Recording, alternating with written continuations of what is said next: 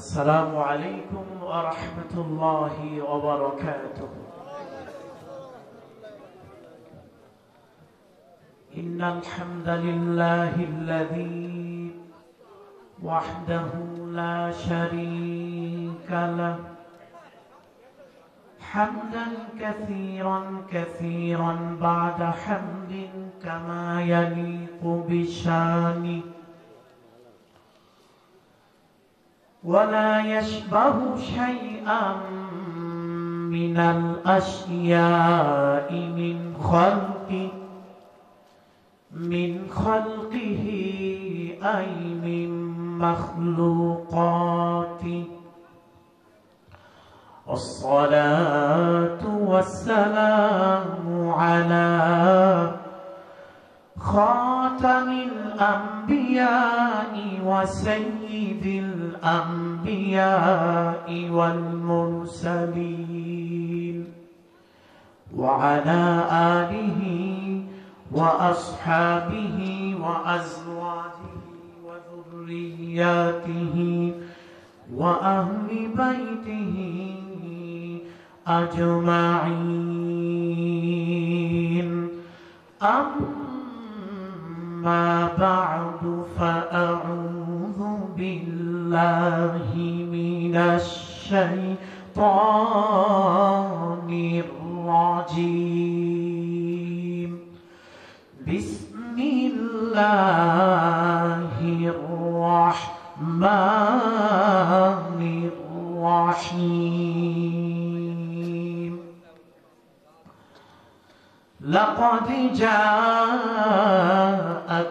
رسول من أنفسكم عزيز حريص عليكم بالمؤمنين. صدق الله العظيم وصدق رسوله النبي الكريم.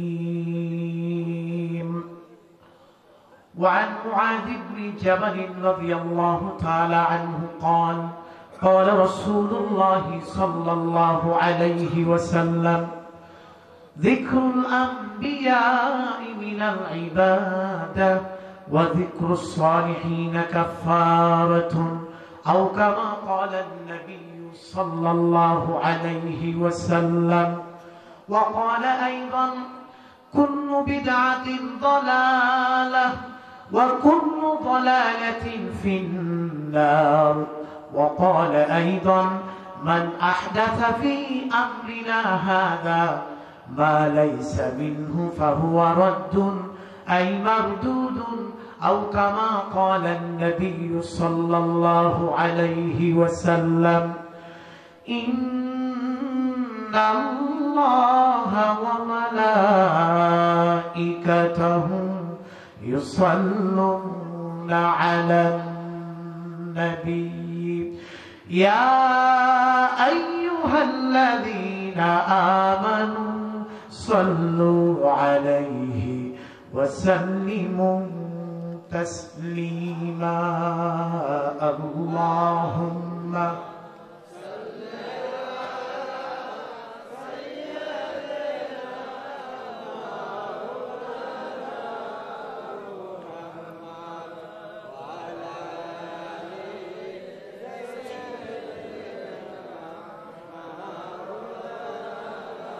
محمد لكل نبي في الأنام فضيلة وجملتها مجموعة بمحمد.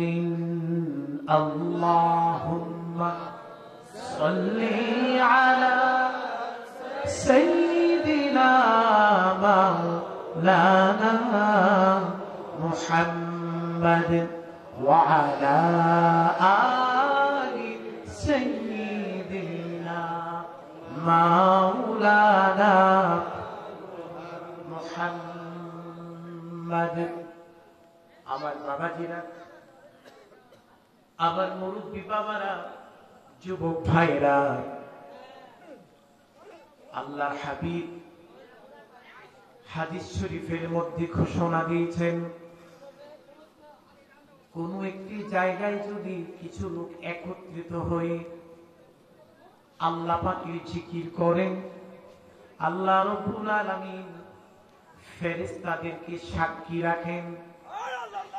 আমার আল্লাহ বলেন হাদিসে কুদসি, হাদিসটি এসেছে মুসলিম শরীফের মধ্যে, আমার আল্লাহ বলেন ফাউশহিদুকুম, ও আমার বান্দারা, ও আমার ফেরেশতারা, আমি আল্লাহ তোমাদেরকে সাক্ষী রাখলাম, তোমাদেরকে সাক্ষী রাখলাম, ইন্নী কদ গাফারতু লাহুম, আমার বান্দারা আমারে দেখে নাই, আমি যে আল্লাহ, আমি যে তাদেরকে বানিয়েছি,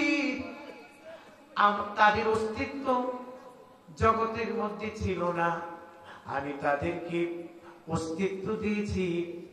আমার বান্দা আমারে না দেখে আমার মধুর নামের জিকির করছে, আমার বান্দাদের জীবনের গুনাহগুলো মাফ করে দিলাম।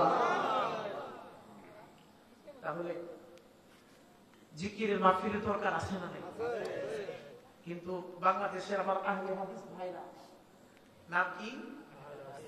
আহলে হাদিস ভাইরা, ওনাদের শায়েখরা ইউটিউব ফেসবুকের মধ্যে ফতোয়া দিচ্ছে যে জিকিরের মাহফিল বেদাত।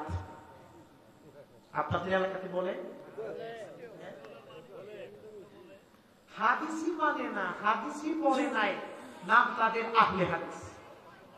দুঃখের কথা,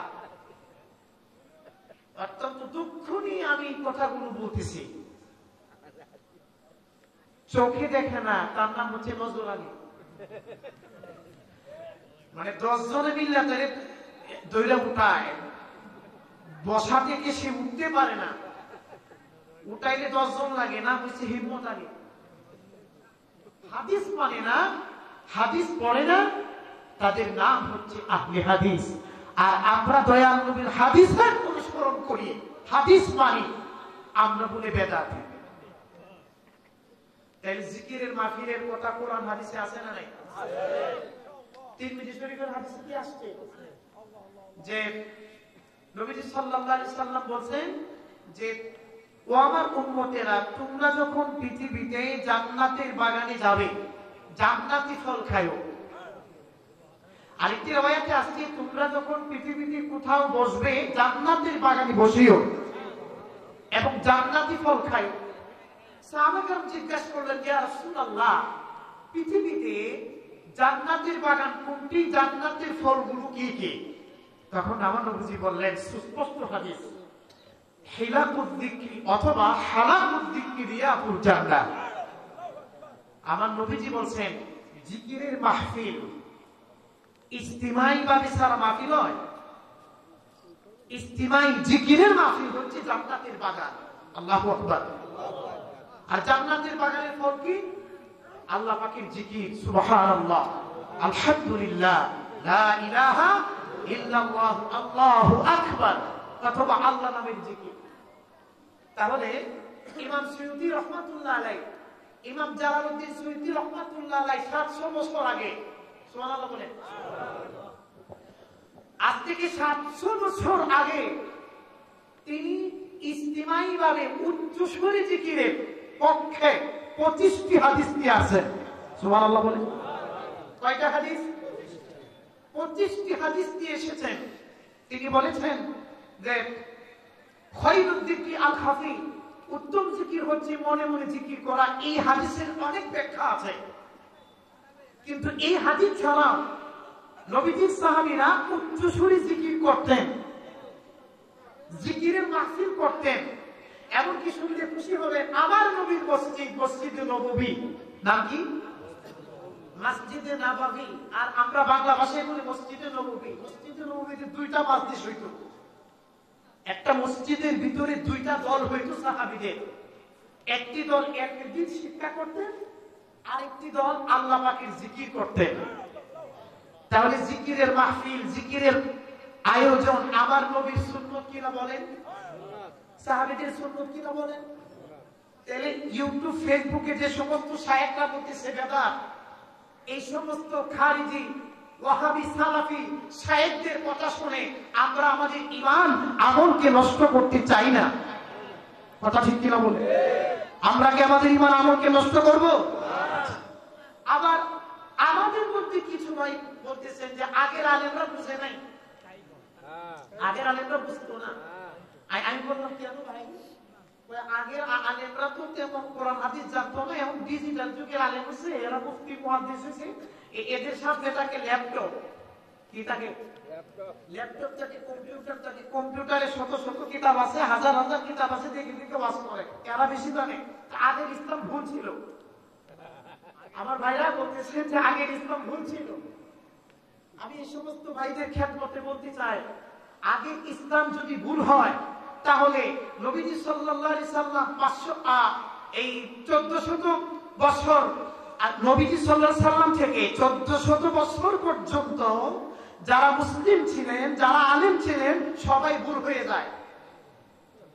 আমার কথা বুঝতেছেন না? মানে 1400 বছর পর্যন্ত যারা আলেম ছিলেন, ওলি ছিলেন, মুফতি ছিলেন, মুহাদ্দিস ছিলেন, মুফাসসির ছিলেন, সবাই তো জাহান্নামে যায়। আর এই যুগের কিছু ডিজিটাল আলেম, ওনারা একাই জান্নাতে যাবে। আর আগের কোটি কোটি যুগে যুগে কোটি কোটি মুসলমান জাহান্নামে যাবে। এই হচ্ছে আমার ভাইদের যুক্তি। আপনারা সাবধান থাকবেন। আমি এক ভাইকে বলছিলাম যে ভাই, আপনি কয়টা হাদিস মুখস্থ করতে পারবেন? বলতে পারবেন সনদ সহ। তখন আমার বলছে যে ভাই আমি 1000 হাদিস মুখস্থ বলতে পারবো। কত হাজার? আমি বলছি ভাই আপনি কি সনদ সহ বলতে পারবেন না শুধু হাদিস? হাদাসানা কুতাইবাতুল মুসাইদ, হাদাসানা এবারে সনদ আছে। আলেমরা যারা আছেন ওনারা বুঝবেন। আল ইসনাদু ফিদ্দিন ওয়ালাউ লাল ইসনাদু লাকালা লাউ শাআ লাকালা। আমি বললাম যে আপনি মাত্র 1000 হাদিস মুখস্থ বলতে পারবেন, কিন্তু সনদ নয়। সনদ আপনি জানেন না। আর আগের যুগের আলেমরা, খুব খেয়াল করে শুনবেন, আগের যুগের আলেমরা একজনই লক্ষ লক্ষ হাদিসের হাফেজ ছিলেন। আরো জোরে সুবহানাল্লাহ বলবেন না? লক্ষ লক্ষ হাদিসের হাফেজ ছিলেন, তাও কি সনদ সহ। তাই না? এখানেই শেষ নয়। উনারা হাদিসের কিতাব না লিখলে, উনারা যে কুল্লু বিদআতিন দালালা, বেদাতের হাদিসের সংজ্ঞা উনারা না দিলে, হাদিসের কিতাব না লিখলে, তাফসীরের কিতাব না লিখলে, উসুলে হাদিস, উসুলে ফিকহের কিতাব না লিখলে, বর্তমান যুগের আলেমরা হাদিস খুঁজেই পাইতো না। কথা ঠিক কিনা বলে? আল্লাহর কোরআনের তাফসীর যদি তারা না লিখতেন, তাহলে কোরআনের তাফসীর বোঝার মতো যোগ্যতা বর্তমান যুগের আলেমদের একজনও নাই। সম্মানিত শুধু আর উনারা মনে কম বুঝতেন, উনারা কম বুঝতেন। যাদের কিতাব না পড়লে আমরা আলেম হইতে পারি না। যাদের কিতাব না পড়লে ওই ইউটিউব শায়েখরা যারা শুধু ফতোয়া দেয় বেদাত বেদাত, উনারা আলেম হইতে পারতেন না। উনাদের কিতাব না পড়লে তো উনারা বুঝতেন না। উনারা বলে সবচেয়ে বেশি বুঝেন। এই হচ্ছে বর্তমান যুগের ফিতনা। আপনারা কি আমার কথায় বিরক্ত হচ্ছেন নাকি? আমি আপনাদের এলাকাতে এটা নিয়ে আপনাদের এই মাহফিলে 5 বার আল্লাহ আমাকে আপনাদের খেদমত করার তৌফিক দিয়েছে। কয়বার? এতে আপনারা খুশি না? যেহেতু আল্লাহ তকদির লিখে রাখছেন আসমান জমিন সৃষ্টির 50,000 বছর আগে। আসমান জমিন সৃষ্টির 50,000 বছর আগে আল্লাহ তকদির লিখে রাখছেন যে আপনাদেরকে আমি আপনাদের এলাকাতে 5 বার আসবো। এটা নিয়ে 5 বার। সম্মানিত সুধী, সুতরাং আপনারা বেশি বেশি করে জিকিরের মাহফিলে শরীক হবেন না ইনশাআল্লাহ। এবং আপনাদের জীবনের গুনাহ কি হবে? মাফ হয়ে যাবে। জীবনের গুনাহ মাফ হবে। এই মাহফিলে দোয়া করবেন, আপনার পূর্বপুরুষ যারা কবরে চলে গেছেন তাদেরও কবরের আযাব মাফ হবে। তাহলে আমরা কি আল্লাহর পক্ষ থেকে ক্ষমা নিতে চাই না? মাফ পেতে চাই না? আমরা তো প্রায় সবাই কম বেশি গুনাহগার, ঠিক কিনা বলে? আমরা ওয়াজের আগে আমাদের গুনাহগুলো মাফ হয়ে যায়। কারা কারা চাই? সবাই চাই ইনশাআল্লাহ। আমরা অল্প সময় একটু আল্লাহ পাকের নফিস বাতিল জিকির করব। রাজি আছেন ইনশাআল্লাহ? মুহাব্বতে জীবনের শেষ জিকির মনে করেন তো। এরপরে আমি আমি কিছু বিষয় নিয়ে আসছি। আসলে আমাদের উদ্দেশ্য থাকে নামাজের ওয়াজ করার। মানুষ ফরজ ফরজ ছেড়ে দিচ্ছে, নামাজ পড়ে না। বাংলাদেশে প্রায় 95% মুসলমানের দেশ বাংলাদেশ, ঠিক কিনা? অধিকাংশ মুসলমানের নামাজ নাই, অথচ আমার নবী বলছেন যার নামাজ নেই তার ইসলামের কিছুই নাই। কথা ঠিক কিনা বলে? ফরজ রোজা, মাহে রমজানুল মুবারকের রোজা মানুষ সবাই করে না, রাখে না। যাকাতের উপযুক্ত যাকাত দেয় না। আমার নবী বলছেন যে ওয়াযাকাতু মাগরামান, মাগরামান যাকাতকে জরিমানা মনে করবে আমার উম্মতের শেষ যুগে যারা আসবে যাকাত দেবে না। হ্যাঁ, মানুষ ফরজ পালন করতেছে না, ওয়াজিব পালন করতেছে না, সুন্নাত পালন করতেছে না। দাড়ি নাই, টুপি নাই, জুব্বা নাই, রাসূল সাল্লাল্লাহু আলাইহি সাল্লামের সুন্নাতগুলো দেহের মধ্যে নাই। এমনকি ইহুদি খ্রিস্টানদের চক্রান্তে আমাদের পার্শ্ববর্তী দেশ ইন্ডিয়া, তারা মনে হয় খুব বালা কথা কই লেগে লেগে, হেরা খুব বাংলাদেশের লেগে খুব খাড়ে, ইন্ডিয়া বাংলাদেশের লেগে খুব খাড়ে নাকি? হ্যাঁ, রাসূল সাল্লাল্লাহু আলাইহি সাল্লাম বলেছেন এই উম্মতের শেষ সময়ে হিন্দুস্তানের হিন্দুদের সাথে এই মুসলিমদের একটি যুদ্ধ হবে। এই সূরা নাসাই শরীফের হাদিস। এই যুদ্ধকে বলা হয়েছে গাজওয়াতুল হিন্দ, হিন্দুস্তানের সাথে যুদ্ধ। এরা প্রকাশ্যে কোনো কিছু করতে পারতেছে না, বিভিন্ন কারণে। এটা বাংলাদেশ স্বাধীন রাষ্ট্র, স্বাধীন দেশ, এই জন্য কিছু করতে পারতেছে না। এরা চায় বাংলাদেশকে, এই যে হায়দ্রাবাদ আরো কয়েকটা অঞ্চল আছে, এই অন্যান্য রাজ্যের মতো বাংলাদেশকে দখল করে এদের অঙ্গরাজ্য বানাইতে চায় এই ইন্ডিয়া। এদের হাজারো চক্রান্ত আমাদের এই বাংলাদেশের মুসলিমদের বিরুদ্ধে হচ্ছে। আমাদের ইচ্ছা থাকে এই বিষয়গুলো নিয়ে ওয়াজ করা, কিন্তু অত্যন্ত দুঃখের বিষয় আয়েশা শুনি যে মুস্তাহাব নিয়ে ঝগড়া। কথা ঠিক কিনা? মানে যেটা পালন করলে সওয়াব আছে, পালন না করলে গুনাহ নাই।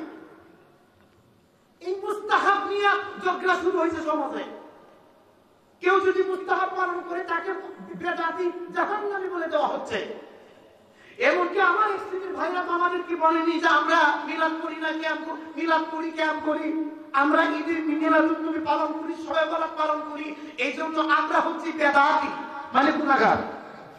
আগে ঠিক ছিল, মাইকা কিছু নতুন করে হচ্ছে না। আমরা মিলাদ শরীফ পড়ার কারণে আমরা কি বেদাতি? সম্মানিত শরীফ, এখন ঠিক আছে, আপনারা আমার কথা বুঝতেছেন?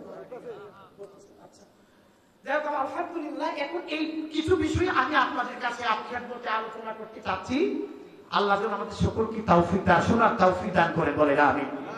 মুহাব্বতে আল্লাহ প্রেমে জিকির করে লা ইলাহা ইল্লাল্লাহ, বলো লা ইলাহা ইল্লাল্লাহ, জোরে লা ইলাহা ইল্লাল্লাহ, কলবে লা ইলাহা ইল্লাল্লাহ, রূহে লা ইলাহা ইল্লাল্লাহ, সেরে লা ইলাহা ইল্লাল্লাহ।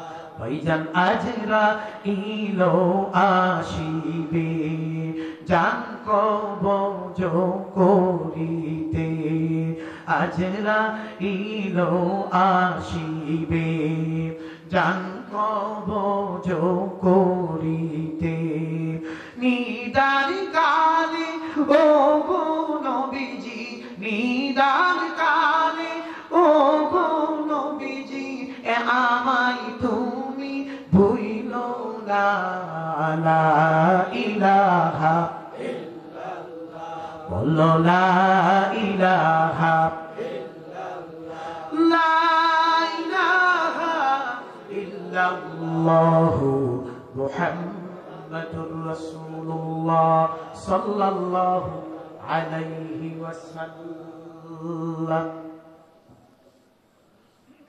আলহামদুলিল্লাহ, ইনসা কান্দাপাড়া হাজীবাড়ি বাইতুন নূর জামে মসজিদ কমিটির উদ্যোগে আজকে এই মসজিদ সংলগ্ন মাঠে আজকের এই সপ্তম বার্ষিক ইসরায়েল সব মাহফিলের সম্মানিত সভাপতি, আমার অত্যন্ত প্রিয় ব্যক্তিত্ব, প্রিয় মানুষ, আপনাদের গর্ব, আপনাদের অহংকার, যিনি স্বার্থহীন ইসলামের খেদমত করেন, আলহাজ সুফি মোহাম্মদ শওকত আলী হাফিজাহুল্লাহ বারাকাল্লাহু ফি হায়াতি, ইমাম খতিব ইলশা সংক্রান্ত ব্যাপারীপাড়া জামে মসজিদ। উপস্থিত হয়েছেন প্রধান অতিথি, উদ্বোধক, সম্মানিত উলামায়ে কেরাম, বিশেষ করে প্রধান আকর্ষণ যিনি প্রায় উপস্থিত হয়ে গেছেন, উপস্থিত হয়ে গেছেন সুদূর চাঁদপুর থেকে আপনাদের খেদমতে উপস্থিত হয়েছেন। আজকের মাহফিলের প্রধান আকর্ষণ হযরত মাওলানা সাইফুল ইসলাম হেলালী মুদাজিল্লুহুল আলী হাফিজাহুল্লাহ। আমার পূর্বে অত্যন্ত সুললিত কণ্ঠে খুব গুরুত্বপূর্ণ আলোচনা উপহার দিয়েছেন হযরত মাওলানা কারি মুফতি মোহাম্মদ আমিনুল ইসলাম শেরপুরি সাহেব হাফিজাহুল্লাহ বারাকাল্লাহু ফি হায়াতি। আমার অত্যন্ত মহব্বতের ভাই, তার পূর্বে আলোচনা করেছেন আলহাজ হাফেজ হযরত মাওলানা জিয়াউল করিম সাহেব হাফিজাহুল্লাহ। বিশেষ অতিথিবৃন্দ, কমিটি বৃন্দ, আমার সামনে অত্যন্ত কষ্ট করে বসে আছেন আমার স্নেহের মুরব্বী বাবারা, যুবক ভাইরা, ছোট কচি ও কাচারা, পর্দার আড়ালের সতী ও সরল আমার মা ও বোনেরা, আল্লাহ পাকের দরবারে শুকরিয়া আদায় করছি যে মহান রব্বুল আলামিন আমাদেরকে গুনাহ মাফের মাহফিল, কি মাহফিল?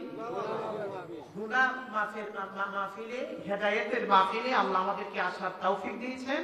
সকলেই পড়েন আলহামদুলিল্লাহ। আরেকবার মহব্বতে বলুন আলহামদুলিল্লাহ। সম্মানিত হাজিরিন, এই মাহফিলটা হতে এই এলাকার মধ্যে 1 বছর পর্যন্ত রহমত নাযিল হবে। আর একটু জোরে বলেন সুবহানাল্লাহ। এই মাহফিল হওয়াতে লাভ হয়েছে না ক্ষতি হয়েছে? এবং আজকের এই মাহফিলকে কিছু দোয়া করা হবে।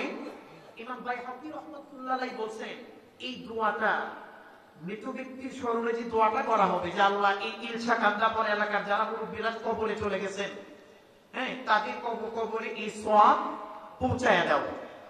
এই যে সওয়াবটা দোয়াটা করা হবে, আল্লাহ হাবিব বলেন, ইমাম বাইহাকী রাহমাতুল্লাহ আলাইহি তার বাইহাক শুআবুল ঈমানি হাদিস নিয়ে আসছেন, আফসানাল জিবাল, পাহাড় পরিমাণ নেকি, পাহাড় পরিমাণ নেকি, দোয়ার নেকিটা পাহাড় পরিমাণ করে আল্লাহ রাব্বুল আলামিন মৃত ব্যক্তিদের কবরে পৌঁছায়া দিবেন। তাহলে এই সমস্ত মাহফিল আপনারা প্রত্যেক বছর করবেন ইনশাআল্লাহ, ঠিক কি না বলেন?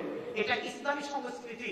এগুলো যদি না থাকে, যে আমার যুবক ভাইরা, ইয়াং জেনারেশন যারা আছে, তারা অন্য সংস্কৃতি, ইহুদি খ্রিস্টানদের সংস্কৃতিতে তারা ওই সংস্কৃতি তারা করবে, তারা ইসলাম থেকে দূরে সরে যাবে, ঠিক কি না বলেন? তো আমি এখন আমার আলোচনা শুরু করতে যাচ্ছি। ওমা তাওফীকি ইল্লা বিল্লাহ। হাজিরিন, খুব খেয়াল করে শুনবেন। আমরা তারাবির নামাজ কি জামাতে পড়ি না? তারাবির নামাজ কয় রাকাত? 20 রাকাত। হাদিস শরীফের মধ্যে এসেছে, যে ব্যক্তি ঈমান ইহসানের সহিত তারাবির 20 রাকাত নামাজ পড়বে এবং দিনের বেলায় রোজা রাখবে, আল্লাহ রাব্বুল আলামিন তার জীবনের সমস্ত সগীরা গুনাহগুলো মাফ করে দিবেন। এই তারাবির নামাজ আমার নবীজি জামাতের সহিত পড়ছেন মাত্র 3 দিন। কয় দিন? আমার বাবাজিরা খুব খেয়াল করে শুনবেন। চতুর্থ দিন নবীজির সাহাবীরা মসজিদে নববীতে আমার নবীজির জন্য অপেক্ষা করতেছেন, যে নবীজি আসবেন, নবীজিকে নিয়ে তারাবির নামাজ জামাতের সহিত পড়ব। কিন্তু বাবাজিরা চতুর্থ দিন আমার নবীজি মসজিদের নববীতে আসতেছেন না, দেরি করছেন। রাত্র যখন দীর্ঘ হলো, লম্বা হলো, অধিক রাত্রি পরে শেষ রজনীতে আবার নবীজি উজরা মুবারক থেকে মসজিদে নববীতে আসলেন। এসে দেখলেন নবীজির সাহাবীরা নবীর জন্য অপেক্ষা করতেছেন তারাবির নামাজ জামাতে শরীক পড়ার জন্য। তো নবীজি সাল্লাল্লাহু আলাইহি ওয়াসাল্লাম বলেন, ও আমার সাহাবীরা, আমি জানি তোমরা আমি নবীর জন্য অপেক্ষা করতেছো, তোমরা আমারই নিয়ে তারাবির নামাজ জামাতের শহীদ করবে, কিন্তু আমি আজকে তোমাদেরকে নিয়ে তারাবি জামাতের শহীদ করবো না। আমার কথা কি বুঝতেছে? কেন পড়বেন না ইয়া রাসূলুল্লাহ? বুখারী শরীফ প্রথম খণ্ডের হাদিস। আমার নবীজি বলেন, ও আমার সাহাবীরা, আমি নবী যদি নিয়মিত প্রত্যেকদিন 1 মাস তোমাদেরকে নিয়ে তারাবির নামাজ জামাতের সহিত আদায় করি, তাহলে আল্লাহ রাব্বুল আলামিন তোমাদের জন্য তারাবির নামাজকে তারাবির জামাতকে ফরজ করে দিবেন। আমি যদি এই তারাবির নামাজ জামাতটাকে বেশি গুরুত্ব দেই, তাহলে এই তারাবির জামাত তোমাদের জন্য ফরজ হবে। ফরজ তোমাদের জন্য যদি তারাবির জামাত ফরজ হয়, মানে জামাতে নামাজ পড়া ফরজ হয়, আমার উম্মতের অনেকেই এই ফরজ কাজটা করতে পারবে না। ঠিক কি বলে? তো এই জন্য নবীজি ফরজ হয়ে যাওয়ার পরে মাত্র 3 দিন তারাবির নামাজ জামাতে করছেন, আর বাকি দিনগুলোতে সাহাবায়ে কেরাম নবীজি একাকী তারাবির নামাজ পড়ছেন। সম্মানিত শুনে আপনারা শুনে খুশি হবেন, হযরত আবু বকর সিদ্দিক রাদিয়াল্লাহু তাআলা আনহুর যুগেও তারাবির নামাজ জামাতে পড়া হয় নাই। খুব খেয়াল করে শুনবেন। হযরত উমর যখন ইসলামের খলিফা হইল, উমর রাদিয়াল্লাহু তাআলা আনহু, তিনি দেখলেন যে রমজান মাস মসজিদে নববীতে, নবীজির মসজিদে তারাবির নামাজ পড়তে আসছে সাহাবীরা, এক একজন এক এক জায়গায়, কোন জায়গায় 2 জন, কোন জায়গায় 3 জন, কোন জায়গায় 4 জন। তো এটা দেখতে ভালো দেখায় না। তো উমর রাদিয়াল্লাহু তাআলা সাহাবীদের মধ্যে সবচেয়ে বড় কারি যিনি ছিলেন, কারি, এই সাহাবীর নাম উবাই বিন কাব রাদিয়াল্লাহু তাআলা। এই উবাই বিন কাব রাদিয়াল্লাহু তাআলা আনহুকে ইমাম বানায়া দিলেন। একজনকে ইমাম বানায়া বাকি সাহাবীদেরকে এক ইমামের পিছনে দাঁড় করাইয়া দিলেন। এই যে তারাবির নামাজ শুরু হইল, সুবহানাল্লাহ বলে, তখন থেকে মসজিদে নববীতে তারাবির জামাত শুরু হয়েছে। আজ অবধি পর্যন্ত আমরা তারাবির নামাজ জামাতে শহীদ পড়ি। ঠিক কিনা বলেন? আচ্ছা, তো তারাবির যখন উমর রাদিয়াল্লাহু তাআলা একজনকে ইমামে করলেন, একজনকে কারি বানায়া দিলেন, একজনকে কারি বানায়া বাকি সাহাবীদেরকে একজনের পিছনে জামাতে নামাজ পড়ার সুযোগ দিয়া হযরত উমর রাদিয়াল্লাহু তাআলা তিনি একটি চমৎকার শব্দ বলছিলেন।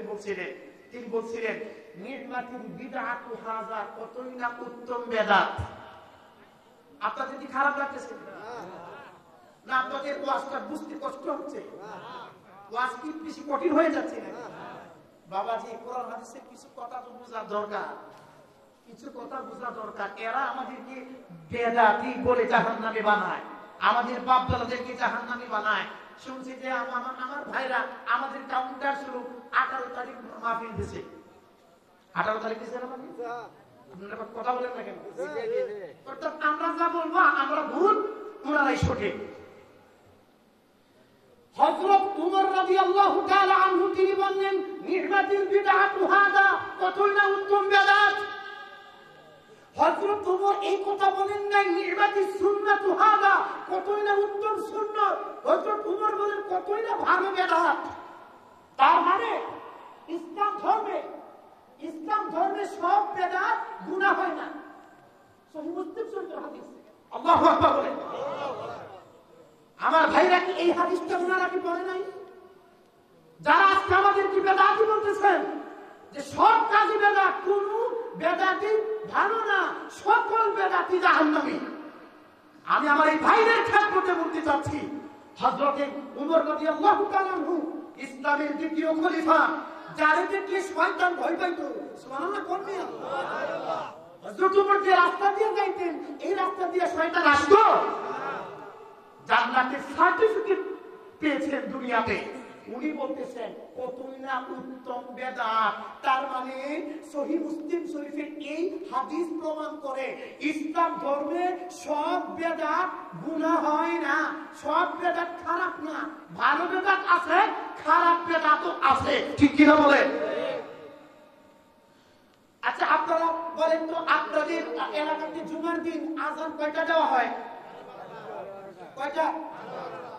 খুতবার আগে একটা, তার আগে আরেকটা। ঠিক কিনা বলেন? সহিহ বুখারী শরীফ সাক্ষী। এক যুবক ভাইরা খুব ভালো করে ওয়াজ করতে হবে, খুব ভালো করে ওয়াজ বুঝতে হবে। খালি বেদাতি বেদাতি কইয়া একবারে হেরা জান্নাতি, আমরা খালি বেদাতি বেদাতি দাঁত একটারও রাখতাম না। সামনে আসে ইনশাআল্লাহ কোনো ঝগড়া হবে না, ঝগড়া নাই, মারামারি নাই, কাটাকাটি নাই। তোমরা আমাদের পেছনে পেছনে সমালোচনা কেন করো? আমরা যদি ভুলে থাকি তোমরা আমাদের কাছে আসো, আমাদেরকে বুঝায় দাও। যদি আমরা যদি সত্যিকার অর্থে আমাদের ভুল আর তোমরা প্রমাণ করতে পারো, আমরা তোমাদের কাছে তওবা করব, কারণ জাহান্নামের ভয় আমাদেরও আছে। কথা ঠিক কিনা বলে? এই এলাকার যুবক ভাইরা, যুবক কি এরকম আরো আছে? My younger brother is coming. It's what mahfil. It's no concert. ঠিক কি না বলে? আমার যুবক ভাইয়ের এটা ওয়াজ মাহফিল। আপনারা যেখানে রাস্তাঘাটে আছেন, আমি জানি আপনারা কিসের পাগল। যুবকরা কিসের পাগল কইতাম নি?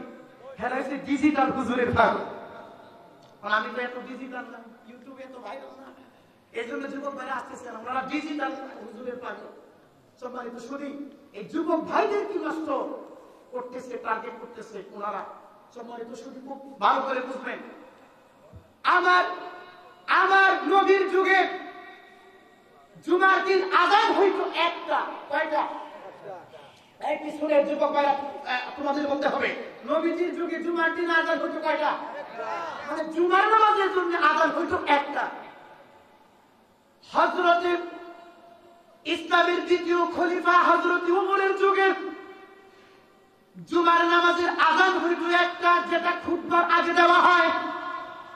বাবাজি নারী আমার, ইসলামের তৃতীয় খলিফা হযরতে উসমান জিন নুরাইন রাদিয়াল্লাহু তাআলা আনহু, তিনি যখন মুসলিম জাহানের খলিফা হইলেন, উনার যুগে যখন মুসলমানের সংখ্যা বৃদ্ধি পাইল, ওয়া কাসুরান নাস, মুসলমানের সংখ্যা যখন বেড়ে গেল, উনি জুমার দিনে আরেকটা আযান বাড়ায়া দিলেন। আরেকটা আযান যখন বাড়াইলেন, কোন সাহাবী এটার বিরুদ্ধে বলেন নাই, মানে সমালোচনা করে নাই। হযরত আব্দুল্লাহ ইবনে উমর, নবীজির আরেকজন বিখ্যাত সাহাবী, তিনি এই আযানটাকে বলছেন বেদাত।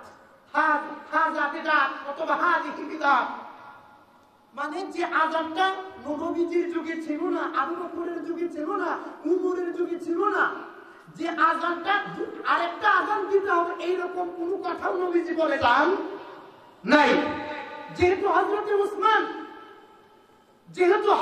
উসমান জুমার দিনে খুতবার আযানের আগে আরেকটা আযান বাড়াইছেন, আব্দুল্লাহ ইবনে উমর নবীজির আরেকজন সাহাবী, তিনি ফতোয়া দিলেন এই আযানটা বেদাত। এই আযানটা কি? সবাইকে বলতে হবে, আযানটা কি? বেদাত মানে নতুন কাজ। সম্মানিত শুনি, তার মানে ইসলামে সব বেদাত মন্দ নয়। আজকে আমি আপনাদের কাছে সুস্পষ্ট ফতোয়া দিচ্ছি আল্লাহর নবীর হাদিস থেকে। নবীজির সাহাবীদের যুগে বেদাতে হাসানা, নবীজির সাহাবীরা বেদাতে হাসানা করেছেন, এবং এই বেদাতে হাসানার মধ্যে সওয়াব হয়। তাহলে আমার ভাইরা যে আমাদেরকে খালি বেদাতি জাহান্নামী কয়, তাদের দলিল কি? এই যুবক ভাইরা, এইদিকে মাহফিলের পাশে এক কমিটি যারা আছেন, কমিটি একজন যান, দুই দিকে একজন বেশি না কয়েকজন বসলো, একজন গেলে হবে, আলহামদুলিল্লাহ একজন।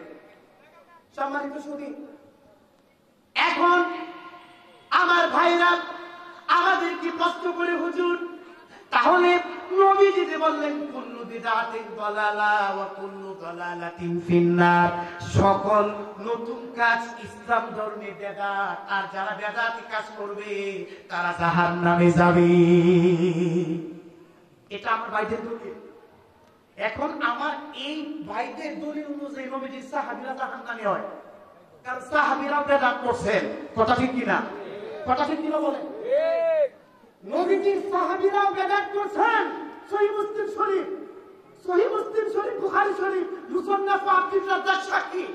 তাহলে নবীজি যে বলছেন প্রত্যেক বেদাতি গুমরাহী, এই হাদিসের মধ্যে যে শব্দগুলো আছে, এই শব্দগুলোর ব্যাখ্যা করছেন আজ থেকে 700 বছর আগে ইমাম ইবনে হাজার আসকালানী, সুবহানাল্লাহ বলেন। এই কুল্লু বিদআতিন দালালা হাদিসের ব্যাখ্যা করছেন আজ থেকে 700 বছর আগে ইমাম বদরুদ্দিন আইনি রাহমাতুল্লাহ আলাইহি। এই কুল্লু বিদআতিন দালালা এই হাদিসের ব্যাখ্যা করছেন আজ থেকে 650 বছর আগে ইমাম সুয়ুতি রাহমাতুল্লাহ আলাইহি। এই কুল্লু বিদআতিন দালালার ব্যাখ্যা করছেন আজ থেকে 1200 বছর আগে ইমাম শাফি, ইমাম ইবনে আব্দুল সামি, ইমাম আল কারি, আব্দুল হক মুহাদ্দিস দেহলভী, প্রায় দুনিয়ার সকল মুস্তাহিদ ইমাম যারা লক্ষ লক্ষ হাদিসের হাফিজ ছিলেন, তারা বলছেন যে প্রত্যেক নতুন কাজে গুমরাহি, এই হাদিসের মধ্যে একটি শব্দ গোপন আছে। সুবহানাল্লাহ বলেন। ভাইরা আমার মুরব্বী বাবারা, আমি জানি আপনাদের জন্য ওয়াজটা একটু কঠিন হচ্ছে, কিন্তু এরপর আমার ভাইরা আশেপাশে আছে না? এখন কথা কই না কেন? যারা আমাদেরকে বেদাতি বলে তারা আছে না? কুল্লু বিদআতিন দালালা, এটা তাদের দলিল। এখানে কুল্লু বিদআতিন দালালার মধ্যে সাইয়্যাতিন একটি শব্দ গোপন আছে, যা কিতাবের মধ্যে আছে, কিন্তু আমার ভাইরা এই শব্দটা বলে না। কেন বলে না? গুমর ফাঁস হয়ে যাবে। ঠিক কিনা বলে? কেন বলে না? গুমর ফাঁস হয়ে যাবে। আল্লাহর রাসূল, আমার যুবক ভাইরা, মুরব্বী বাবারা, খুব খেয়াল করে শুনুন। আল্লাহর রাসূল তিরমিজি শরীফের হাদিস, এক হাদিসে নবীজি ব্যাপকভাবে বলছেন, আরেক হাদিসের মধ্যে বেদাতের প্রকারভেদ, মানে বেদাত যে দুই প্রকার। একটা বেদাতের সাইয়্যাত বন্ধ বেদাত, যে বেদাত করলে মানুষ জাহান্নামে যাবে, আমি যদি করি আমি জাহান্নামী। আরেক প্রকার বেদাত হচ্ছে যেটা ইসলামের জন্য ভালো, মুসলমানদের জন্য ভালো। এই প্রকার বেদাত কোনো ব্যক্তি যদি করে তাহলে মুস্তাহাব আমলের সওয়াব হবে। বলুন সুবহানাল্লাহ। এখন আমার ভাইরা এক হাদিস পড়ছে বেদাতের, আরো যে বেদাতের উল্লেখ হাদিস, নবীজি বেদাতের ব্যাখ্যা দিয়ে গেছেন, এই ব্যাখ্যা পড়ে নাই। এখানে প্রস্তাব করিবেন না, করিলে 50 টাকা বা 10 টাকা জরিমানা। শুনছেন না ডায়লগটা? কথা শুনে গেল। এখানে প্রস্তাব করিবেন না, করিলে 10 টাকা জরিমানা। এখন একজনে আছে, একজনে যে প্রস্তাব করছে, পেশা বাকিয়ে রাখতে পারতেছে না, দেখে লেখা এখানে প্রস্তাব করিবেন না, বা সে দেখে নাই, না করিলে ও এখানে প্রস্তাব করিবেন, হ্যাঁ, সে ফুল স্টপটা করে নাই, দেখে নাই। ফুল স্টপটা আছে এখানে, প্রস্তাব করিবেন না, এর আগে করিবেন না, এর আগে একটা ফুল স্টপ, এরপর একটা ফুল স্টপ আছে।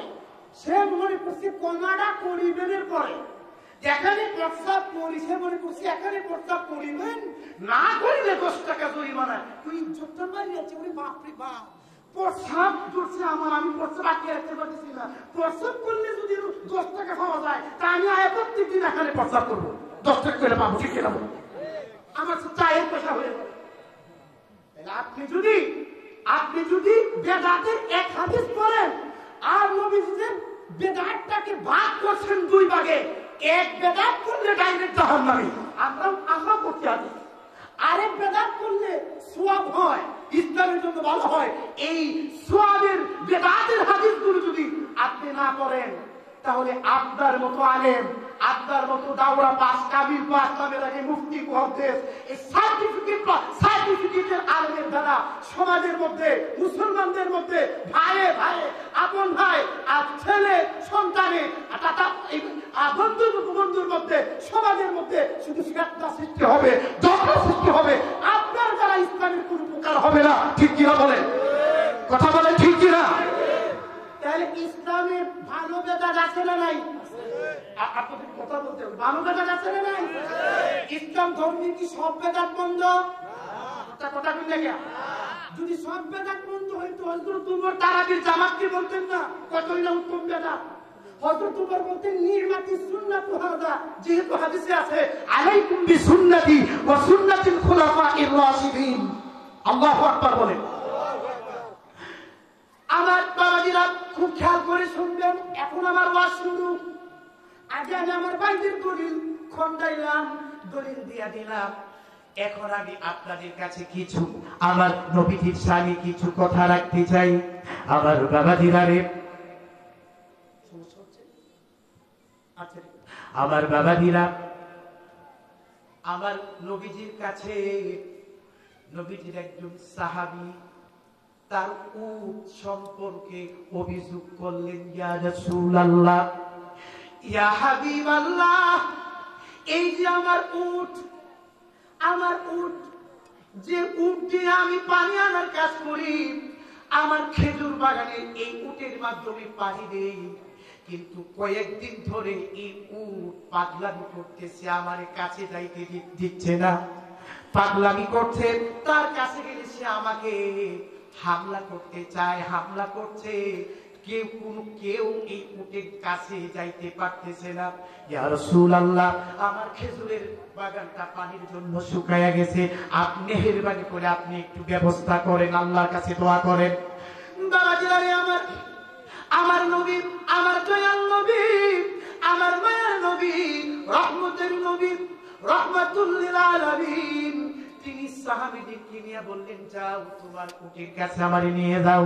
আবার বাবাজিরা, নবীজি সাহাবীদেরকে নিয়ে আসলেন, এসে দেখলেন উট একটি বাগানের ভিতরে, উটকে বেঁধে রাখা হয়েছে। নবীজি বাগানের ভিতরে প্রবেশ করতে চান, নবীজির সাহাবীরা বললেন, ইয়া রাসূলুল্লাহ, ইয়া হাবিবাল্লাহ, আপনি বাগানের ভিতরে প্রবেশ করবেন না, যদি আমাদের আশঙ্কা হয়, আমাদের ভয় হয় উট না জানি আপনার কোনো ক্ষতি করবে। আমার কথা কি বুঝতেছেন? যে আপনি ইয়া রাসূলুল্লাহ, আপনি বাগানের ভিতরে প্রবেশ করবেন না, হাদিসটি আছে ইমাম বাইহাকি, অনেক হাদিসের কিতাবে আছে। আমার নবীজি সাহাবীদেরকে বললেন, সাহাবীরা, তোমাদের কোনো চিন্তা নাই, তোমাদের কোনো ভয় নাই, আমার কোনো ভয় নাই, দেখো কি হয়। আমার নবীজি সাল্লাল্লাহু আলাইহি সাল্লাম বাগানের ভিতরে প্রবেশ করলেন। যে উট কাউকে কাছে আসতে দেয় না, আক্রমণ করে, আমার নবীজিকে দেখা মাত্রই একটি উট মাথাটা নয়া নয়া শান্তভাবে আমার নবীজির কদমে সেজদায় পড়ে গেল। আল্লাহু আকবার বলে। তখন নবীজির সাহাবীরা আশ্চর্য হয়ে গেছেন যে একটা উট আমাদের নবীজিকে সেজদা করছে। ইয়া রাসূলুল্লাহ, একটা উট যদি আপনাকে সেজদা করে, আমরা তো আপনার সরাসরি উম্মত মানুষ, আমরা তো আপনাকে সেজদা করতে অধিক হক রাখি, বেশি হকদার। তখন নবীজি সাল্লাল্লাহু আলাইহি সাল্লাম বলছেন, ও আমার সাহাবীরা, আমি যদি দুনিয়াতে কাউকে সেজদা করতে বলতাম, মহিলাদেরকে বলতাম, স্ত্রীদেরকে বলতাম তাদের স্বামীদেরকে সেজদা করার জন্য, শরীয়তে মুহাম্মদীতে ইসলাম ধর্মে আল্লাহ ছাড়া কাউকে সেজদা করা যায় না। আল্লাহ ছাড়া যদি কেউ কাউকে সেজদা করে তাহলে এটা শিরক হয়ে যায়। স্বামীর দাম কত? আমার মা বোনেরা পাশে আছে না? আর এটার মাধ্যমে ভিডিও আমি তো জানি না। হ্যাঁ, আমার মা বোনরা বেশি আছে। আমার এখানে পুরুষ আন্দাজ আস্তে আস্তে ডাবল মনে হয় মা বোনেরা। জি, হাদিস শরীফের মধ্যে এসেছে যে আইয়ুমা ইমরাআতিন মাতাত ওয়া যাওজুহা রাদিন আনহা দাখালাল জান্নাহ। আমার নবী বলেন, স্ত্রী মারা যাওয়ার পরে স্বামী যদি তার প্রতি রাজি খুশি থাকে তাহলে আল্লাহ রাব্বুল আলামিন এই স্ত্রীকে জান্নাত দান করবেন। তাহলে স্বামীর খেদমত করতে হবে না? আবার উল্টা হাদিসও আছে, অনেক সমাজের অনেক ভাইয়েরা তাদের স্ত্রীদেরকে মারধর করে বিনা কারণে, রাগ উঠলে সামান্য। আছে না নাই? আছে না নাই? এমন ভাবে মারে যে সে তার জন্মের শত্রু, ঠিক কিনা? কিছুক্ষণ আগে তারে পাক করে খাওয়াইছে, কষ্ট করছে, এত মজার বিরিয়ানি মজার রান্না করে খাওয়াইছে কিছুক্ষণ আগে, সামান্য কথা কাটাকাটি হয়েছে, ওরে বাবা কি মায়ের স্কুটে আমার মায়েরা চিৎকার, কি করবে উপায় নাই। হাদিস শরীফের মধ্যে এসেছে, আমার বাবাজিরা খুব খেয়াল করে শুনেন, হাদিস শরীফের মধ্যে এসেছে, তিরমিজি শরীফের হাদিস, আমার নবীজি বলেন, খায়রুকুম লি আহলিহি আও কামা ক্বালা নবী সাল্লাল্লাহু আলাইহি সাল্লাম। আমার নবীজি বলেন, স্বামী ইন্তিকাল, স্বামী মারা যাওয়ার পরে স্বামী যদি বলে আল্লাহ আমার স্ত্রী, স্বামী মারা যাওয়ার পরে স্ত্রী যদি বলে আল্লাহ আমার স্বামী ভালো ছিল, আমার আল্লাহ বলেন আমরা যারা পুরুষ, আমরা যারা স্বামী, আমাদের স্ত্রীরা জানে আমি ভালো না খারাপ, আমার চরিত্র ভালো না খারাপ, সবচেয়ে বেশি জানে আমাদের ঘরের স্ত্রী। ঠিক কিনা বলেন? বাবাজি জানে, আমার নবীজি বলেন স্বামী মারা যাওয়ার পরে স্ত্রী যদি সাক্ষী দেয় আমার স্বামী ভালো ছিল, তার চরিত্র ভালো ছিল, সে নামাজ পড়তো, সে রোজা রাখতো, সে সুদ খায় নাই, সে জিনা করে নাই, সে অন্যের ক্ষতি করে নাই, আমার আল্লাহ বলেন ওই স্বামীকে আল্লাহ রাব্বুল আলামিন মাফ করে কবরের আযাব মাফ করে দিবে। তাহলে স্ত্রীর সাথে খারাপ ব্যবহার করা যাবে না? যাবে না।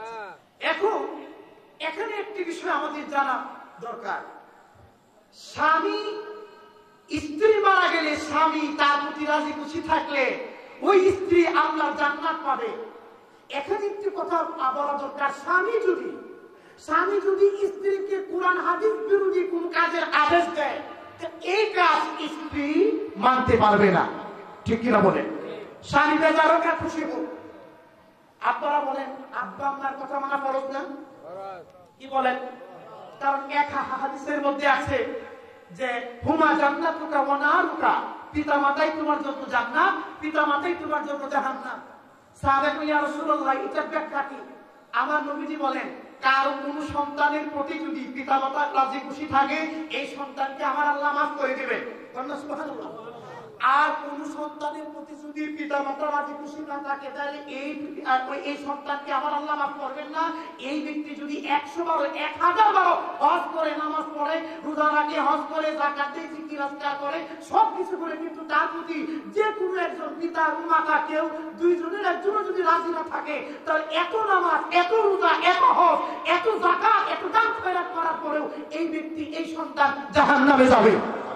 কথা ঠিক কিনা বলেন? তবে এই ক্ষেত্রে মাসআলা হচ্ছে যে পিতা মাতার কথা মানতে হবে, স্ত্রী স্বামীর কথা মানবে, কিন্তু কুরআন হাদিস বিরোধী, আল্লাহ বিরোধী কোন আদেশ যদি পিতা মাতা সন্তানকে দেয়, স্বামী স্ত্রীকে দেয়, তাহলে হাদিস শরীফে এসেছে লা তাআতা লিমাখলুকিন ফি মাসিয়াতিল খালিক, আল্লাহর অবাধ্যতা, কুরআন হাদিস বিরোধী কোন এই কথা স্ত্রী স্বামীর কথা মানবে না, সন্তানাদি পিতা মাতার কথা মানবে না। যদি না মানে এই ক্ষেত্রে গুনাহ হবে না। ঠিক কিনা বলেন? কথা বলেন ঠিক কিনা? আপনাদের এই এলাকাতে আমাদের মা বোনেরা আপনাদের খেদমত করেনি?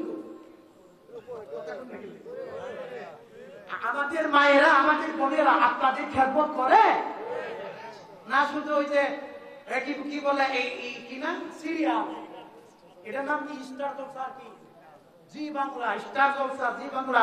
দুষ্ট আমরা, আমার মা বোনদেরকে দুষ্ট পরে দিব, দুষ্ট আমরা স্টার জলসা, জি বাংলা, আরো কিতা ভারতীয় সিরিয়াল আইনা দিছি। ঠিক কিনা? ঠিক কিনা? আমরা যদি এগুলো আইনা না দিতাম তাহলে আমার মা বোনরা তো পাইতো না।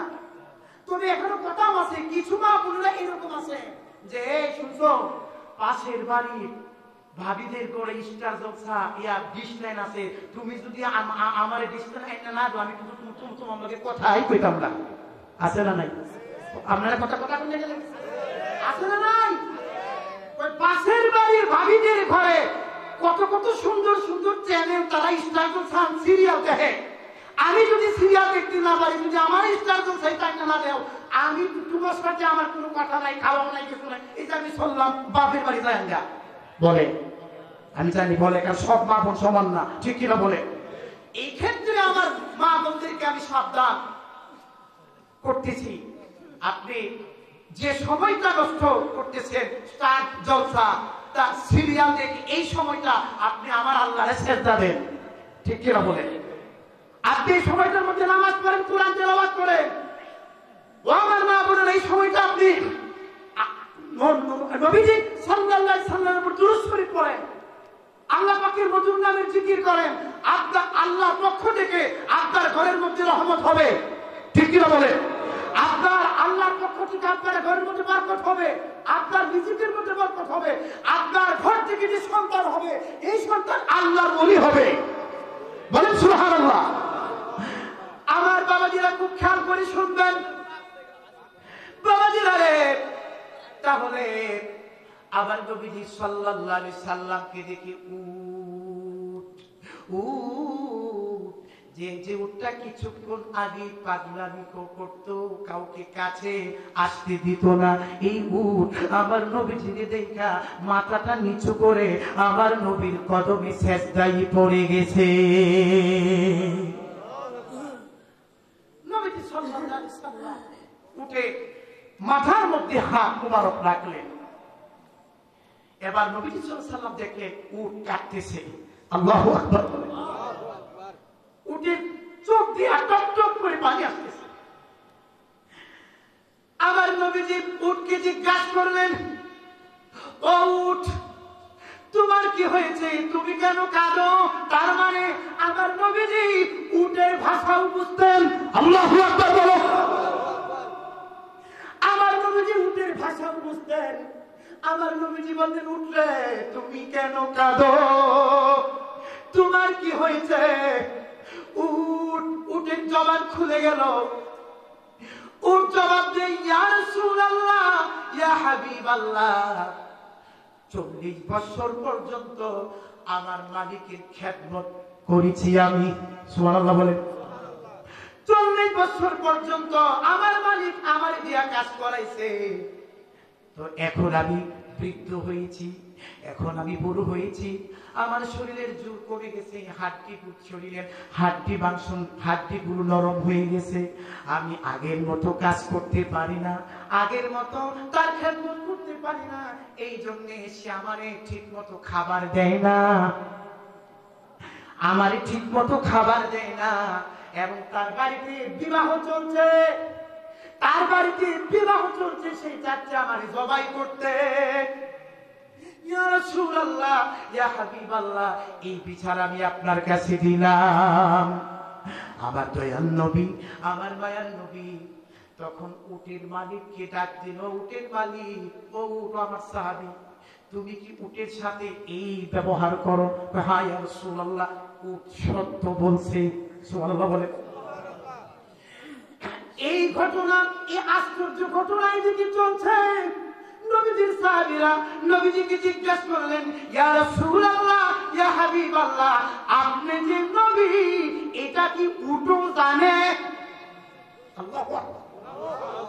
হাদিস থেকে বলছে, কি মজা লাগে হাদিস শরীফ বলতে। আপনাদের কষ্ট হচ্ছে না? নবীজির সাহাবীরা বলতেছেন, ইয়া রাসূলুল্লাহ, ইয়া হাবিবাল্লাহ, আপনি যে নবী এটা কি উটও জানে? আমার নবীজি জবাব দেন, ও আমার সাহাবীরা, এই পৃথিবীতে মানুষ, জিন এবং কাফের জিন, মানুষ, জিন, জিনদের মধ্যে যারা কাফের আছে না নাই, মানুষের মধ্যে যারা কাফের, এই মানুষ, জিন আর কাফের জিন ছাড়া আল্লাহর সৃষ্টি জগতে যত পশু পাখি, দেহ, দানব, গরু, ছাগল, ভাগ, ভাল্লুক যা কিছু আছে সবাই জানে আমি আল্লাহর নবী। আল্লাহু আকবার বলে। এবং সবাই মানে আমি আল্লাহর রাসূল, আমি আল্লাহর নবী। সেই নবী কি আমাদের মতো হতে পারে? হতে পারে? এই কয়েকদিন পরে বলবে, নবী আমার মতোই মানুষ, বলবে না? আপনারা কথা কইতে গেলে কি বলবে? I can challenge. নবী বলে আমার মতো, আমি বলে নবীর মতো, এই কথা বলার সঙ্গে সঙ্গে মুসলমান কাফের হয়। আমি যদি বলি আমি কাফের হব, নবী গো আপনি বলেন আমি তোমাদের মতো, এই আয়াতের ব্যাখ্যা পড়ো, তাফসিরে রুহুল মাআনি খুলো, তাফসিরে রুহুল মাআনি খুলো। একটি কথা মনে রাখবেন, শুধু পবিত্র কোরআনের বাংলা তরজমা দিয়ে কেউ কোনোদিন কোরআন বুঝবেন না, বোঝা সম্ভব না, আপনাকে তাফসির করতে হবে। ঠিক কিনা বলেন? নবীজির সাহাবীরা, আপনারা বলেন তো পবিত্র কোরআন কোন ভাষায় নাযিল হয়েছে? ইংরেজি কথা বলে গেলে চীনা ভাষায় নাযিল হয়েছে? পবিত্র কোরআন নাযিল হয়েছে আরবি ভাষায়। ঠিক কিনা বলেন? নবীজির সাহাবীরা কি আরবি ভাষাটি ছিলেন না? আপনারা কথা বলতে গেলে তাদের ভাষা আরবি ছিল না? নবীজির সাহাবীরা আরবি ভাষাবিদ, যাদের মাতৃভাষা আরবি, আরবি জানার পরে পবিত্র কোরআন নবীজির কাছে তাফসীরের ব্যাখ্যা না জানেন না, নবীজির কাছে পবিত্র কোরআনের কোন আয়াতের কি ব্যাখ্যা এটা জিজ্ঞাসা করে নবীজির সাহাবীরা পর্যন্ত কোরআন বুঝতেন না। এখন আমার কিছু ভাইরা বাংলা অ্যাপস আছে না, বাংলা অ্যাপস আছে না মোবাইলের মধ্যে, বাংলা অ্যাপস দিকে দলিল দেয়, ও হুজুর সূরা কাফের মধ্যে তো আছে আল্লাহ বলছেন নবী গো আপনি বলেন আমি তোমাদের মতো মানুষ, তো কোরআনে আছে নবী আমার মতো মানুষ, আমি বললে সমস্যা কি? এই দলিল তারা দেয়, ঠিক কিনা বলেন? ঠিক কিনা বলেন?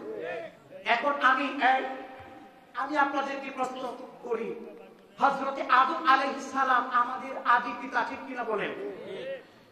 350 বছর, আরেকটি রিওয়ায়াতে আছে 300 বছর কান্না করছেন একটা ভুলের কারণে। নবীগণ গুনাহ করেন নাই, এটা ইজতিহাদি ভুল হয়েছে, তখন ইচ্ছাকৃত না অনিচ্ছাকৃত ভাবে 350 বছর কাটার পরে আল্লাহ রাব্বুল আলামিন আদম আলাইহিস সালামকে একটা দোয়া শিক্ষা দিলেন, যে দোয়াটা আমরা প্রত্যেকদিন আমাদের ইমাম সাহেবরা পড়েন। দোয়ার মধ্যে দোয়াটা কি? আমার সাথে বলেন, রব্বানা যালামনা আনফুসানা ওয়া ইল্লাম তাগফির লানা ওয়া তারহামনা লানাকুনান্না মিনাল খাসিরিন। এই দোয়া আমরা পড়ি কি পড়ি না? এই দোয়া থেকে হযরতে আদম বলেন, আল্লাহ আমি জালেম। হযরতে আদম বলেছে, আল্লাহ গো আমি জালেম। দোয়া ইউনুস, লা ইলাহা, তোমার সাথে লা ইলাহা ইল্লা আনতা, লা ইলাহা ইল্লা আনতা সুবহানাকা ইন্নী কুনতু মিনাজ জালিমিন। 40 দিন মাছের পেটের ভিতরে ছিলেন আল্লাহর নবী ইউনুস। মাছের পেটের ভিতরে থাইকা বলেন, আল্লাহ আমি জালেম, তুমি আমারে মাফ করো, তুমি আমারে ক্ষমা করো।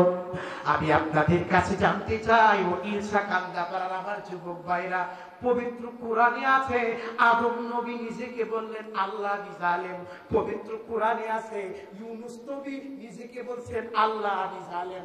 এখন আমি আপনাদের কাছে জানতে চাই, কোরআনে আছে আদম নবী জালেম, কোরআনে আছে ইউনুস নবী জালেম।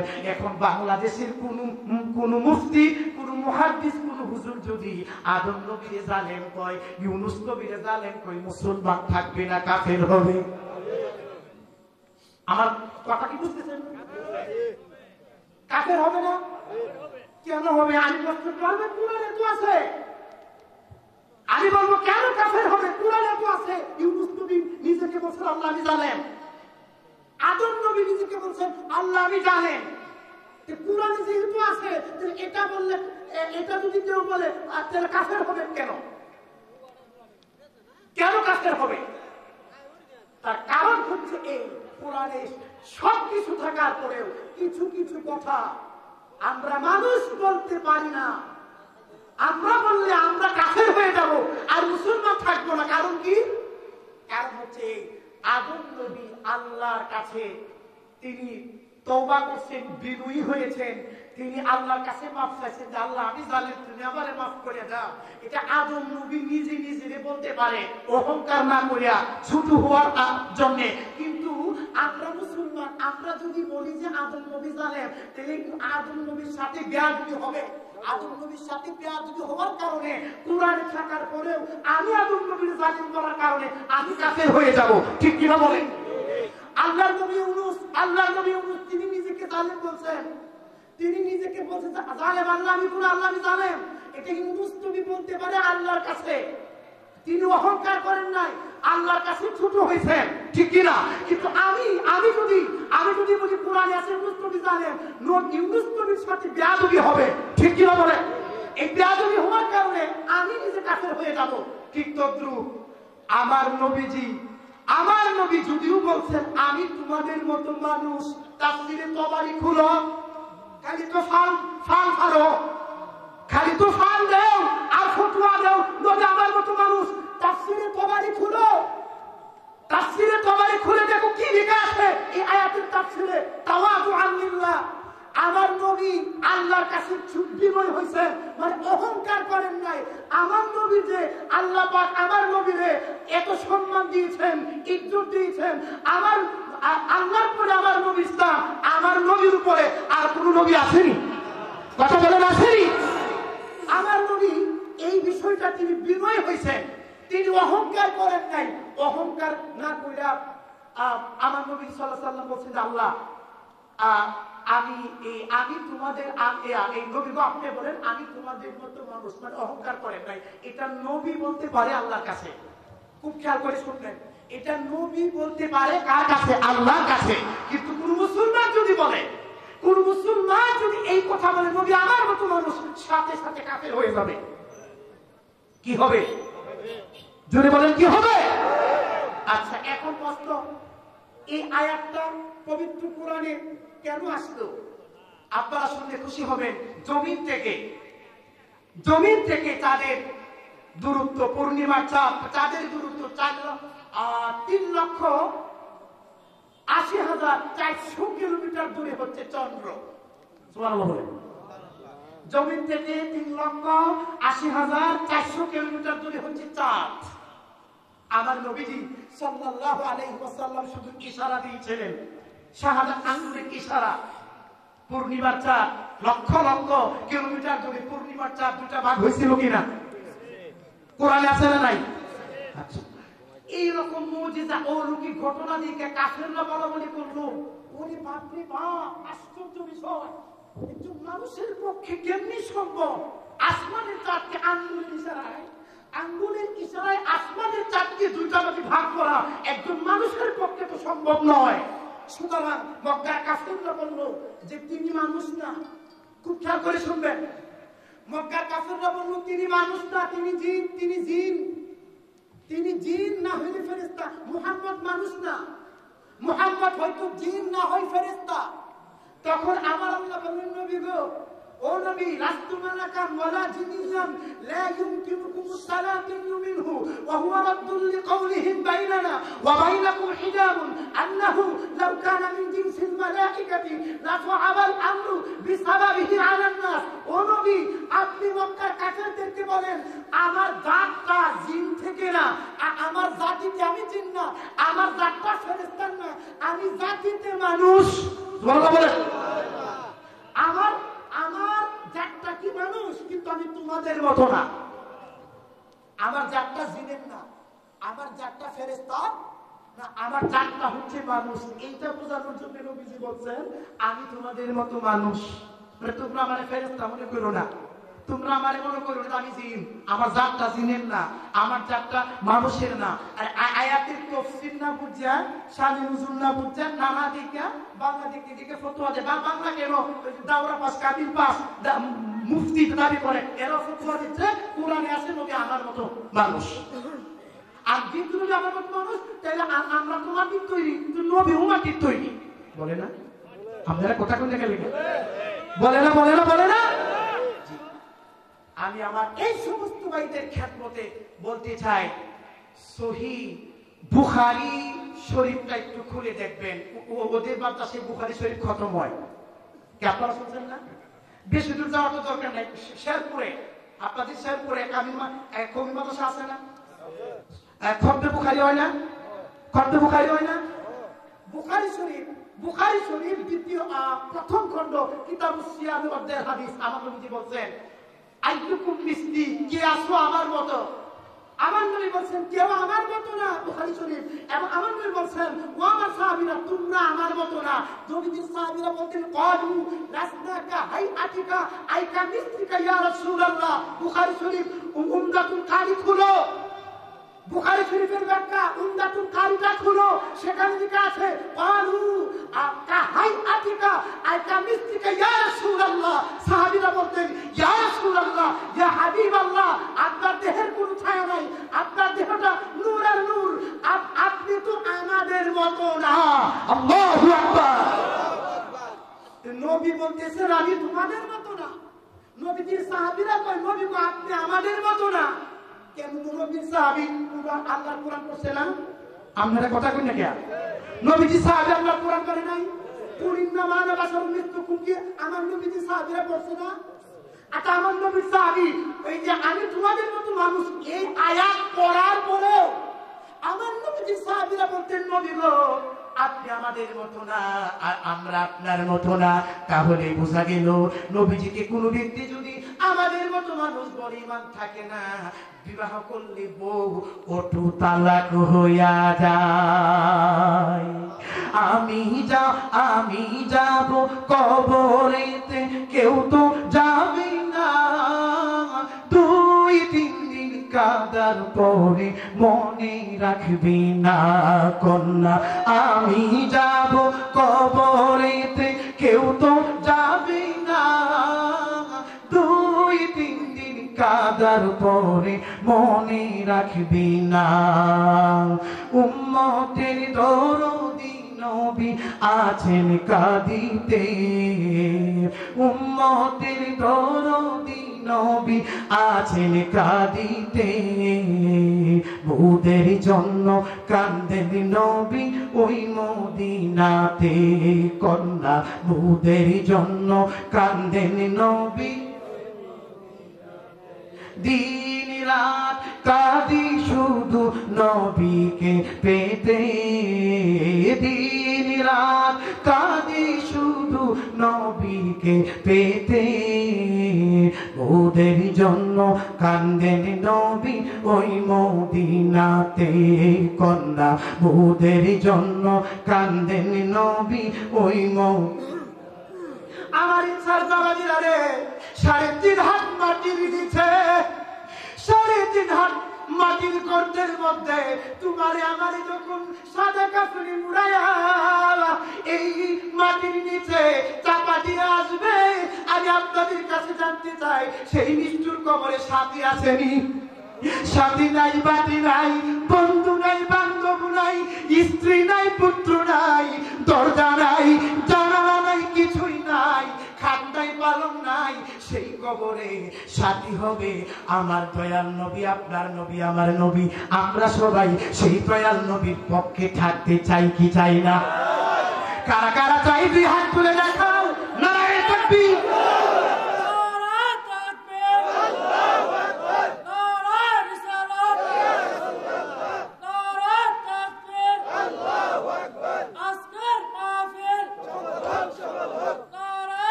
লা ইলাহা ইল্লাল্লাহ, বলো লা ইলাহা ইল্লাল্লাহ, জোরে লা ইলাহা ইল্লাল্লাহ।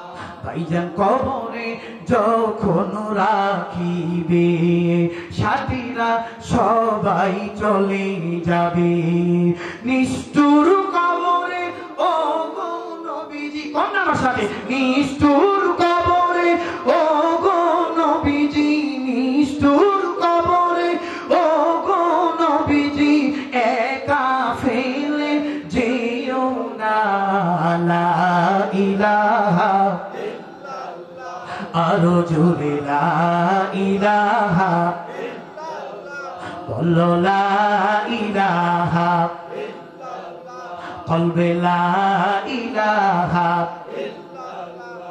ভাইজান ফেরাউন বলে আসিয়া রে এক আল্লাহকে ছাড়ো রে, ফেরাউন বলে আসিয়া রে এক আল্লাহকে ছাড়ো রে, আসিয়া বলে জীবন দেব, আসিয়া বলে জীবন দেব, ছাড়ব না গো এক আল্লাহ। লা ইলাহা ইল্লাল্লাহ, বলো লা ইলাহা ইল্লাল্লাহ, মাশাআল্লাহ। ও লা ইলাহা ইল্লাল্লাহ, তুমি নিশিরাতে দাও গো দেখা, নিশিরাতে দাও গো দেখা, পরাবো প্রেমের মালা। লা ইলাহা ইল্লাল্লাহ, লা ইলাহা ইল্লাল্লাহ, বলো লা ইলাহা ইল্লাল্লাহ হায়রে দুই নয়নে দেখিলে তোমায় দুই নয়নে দেখিলে তোমায় ঘুচিত মনের জ্বালা লা ইলাহা ইল্লাল্লাহ লা ইলাহা ইল্লাল্লাহ বলো না ইলাহা ইল্লাল্লাহ লা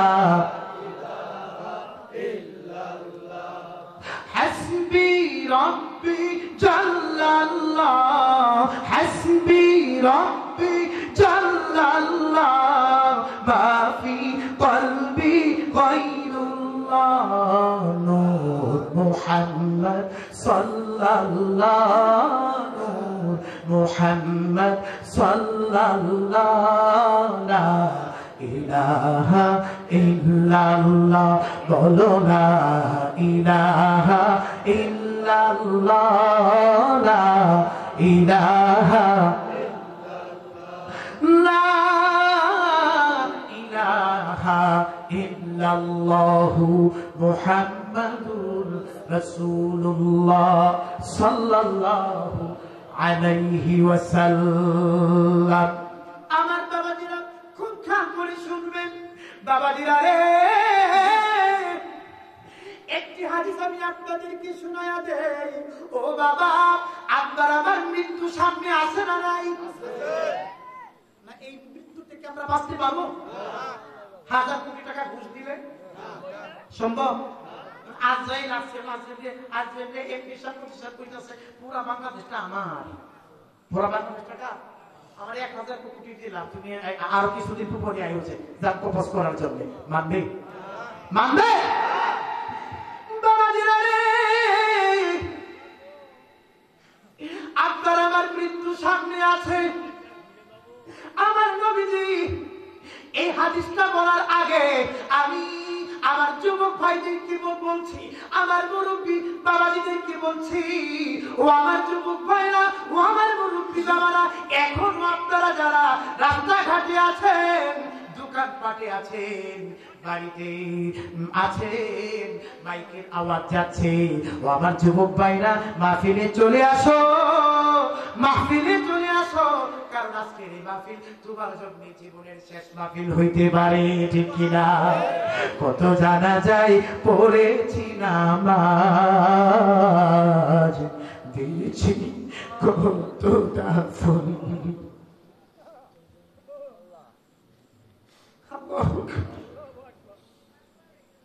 মৃত্যুর কষ্ট অনেক বেশি কবরে আসার পরে পাপ কাজ ছেড়ে দিতে হবে গুনার কাজ ছেড়ে দিতে হবে দুনিয়াতে একটা অন্ধকার করে 10 মিনিট থাকতে মন চাই না কিয়ামত পর্যন্ত কবরে সাথী নাই বাতি নাই বন্ধু নাই বান্ধব নাই কেউ নাই এই কবরে কেউ খোঁজ দিবে না কবরে থাকতে হবে একাকী আমার নবীজি বলছেন কবরে এত কঠিন আযাব হয় এত কঠিন আযাব কবরে হয় আমি রাসূলুল্লাহ যদি তোমাদেরকে দেখাইতাম কবর আল্লাহর হুকুম নিয়া মানুষ মারা গেলে তোমরা কবরে লাশ দাফন করতে না এত কঠিন আযাব কবরে হয় হাজিরিন আল্লাহর ওলি হওয়া ছাড়া কেউ কবরে যাবেন না এই ওয়াদা করতে পারি না আজকের মাহফিল থেকে আল্লাহ আমার মা ও বোনেরা যারা শুনছেন যারা আমার কথাগুলো শুনছেন আপনারাও নিয়ম করেন আল্লাহর ওলি হওয়া ছাড়া আমরা যেন কেউ কবরে না যাই ভয়ঙ্কর শাস্তি কবরে আছে কত আমার মা আমি আমার মা হারাইছি এই মাহফিলে কারা আছো কে কে আব্বা হারাইছে বাবা আব্বা যার নাই আব্বা যার নাই মা আম্মা যার নাই সে বুঝে দুনিয়াতে আমরা কি হারিয়েছি ঠিক কিনা বলে যার চলে গেছে সেই বুঝে হায় বিচ্ছেদের কি যন্ত্রণা। যার গেছে হায় যার গেছে তাই সেই বুঝে হায় বিচ্ছেদের কি যন্ত্রণা। আবার বাবাজিরা কার কার আব্বা নাই একটু হাতটা দেখতাম, কার কার আব্বা নাই? আব্বার জন্য যে বাপ নিজে না খাইয়া সন্তান খাওয়াইছে, সে আব্বার জন্য একটু চোখের পানি ছাড়ো বাবাজিরা, ছাড়ো। যে মা যে আম্মা কত শ্বশুর বাড়িতে যাই, শাশুড়িকে আম্মা বলে ডাকি, পাড়ার প্রতিবেশীর আম্মা, মা বোনদেরকে আম্মা বলে ডাকি, চাচি রে আম্মা বলে ডাকি, মায়ের মতন হয় না। মা তো আর আসে না, আব্বা তো আর আসে না, কবরের পাশে যাই জিয়ারত করতে। এই যে 4 বছর আগে, 10 বছর আগে, 20 বছর আগে আমাদের আব্বা আম্মারে হারাইছি, কবরের পাশে যাই, যারা ডাকতে আব্বা ও আম্মা, একটাবার তুমি তোমার সন্তানকে ডাকো, তোমার সন্তান তোমার কাছে এসেছে, ও আব্বা ও আম্মা তোমার সন্তান তোমার কাছে উপস্থিত হয়েছে। এই কবর থেকে তো সন্তান বলে কেউ ডাক দেয় না, আব্বা বাবা বলে কেউ ডাক দেয় না, ঠিক কিনা বলে? ও বাবাজি, সে আব্বার জন্য সে আম্মার জন্য যদি 1 ফোঁটা চোখের পানি আজকের এই ইচ্ছা কান্দা পারা জানি মসজিদের উদ্যোগে ফালাইতে পারো।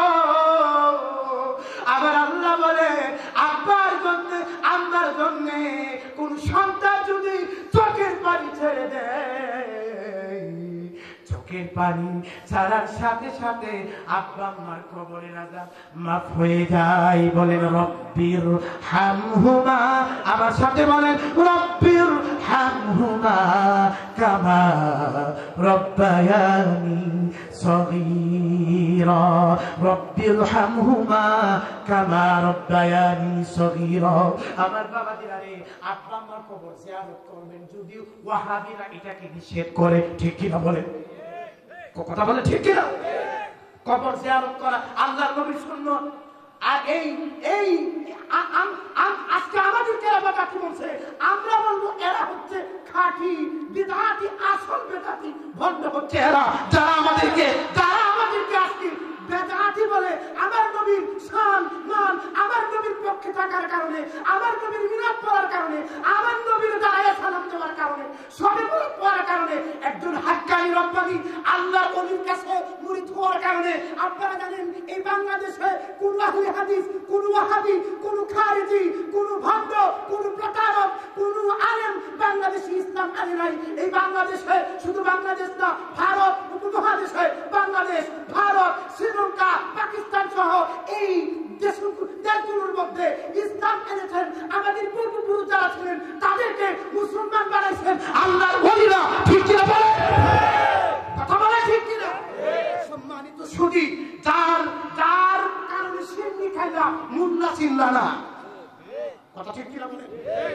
কথা ঠিক কিনা বলে? আশ্চর্য বিষয়, আশ্চর্য বিষয়, বাংলাদেশে ইসলাম আনছে পীরেরা।